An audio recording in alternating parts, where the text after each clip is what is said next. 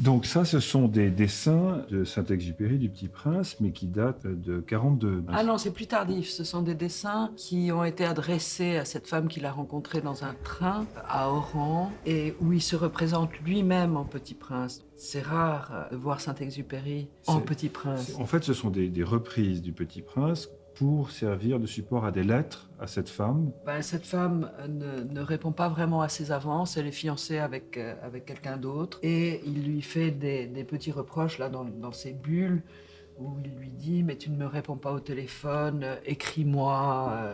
Il a l'oiseau là qui l'accompagne, son écharpe très caractéristique. Il est sur sa planète avec les fleurs et les étoiles.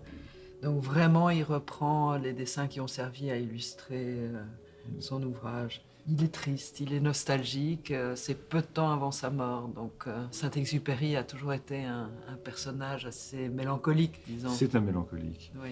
Et il est vrai que toutes les lettres de la fin, il y a une sorte de prescience de ce qui va lui arriver. Tout à fait. C'est un cas unique, enfin, c'est très surprenant. Il n'y a pas de raison, il ne le sait pas. Bien il y a sûr, une prescience. c'est un accident en plus. Il y a quelque chose dans toutes ces lettres. Et d'ailleurs, dans une des lettres, il dit le petit prince est mort. Oui, ce que vous dites est tout à fait exact.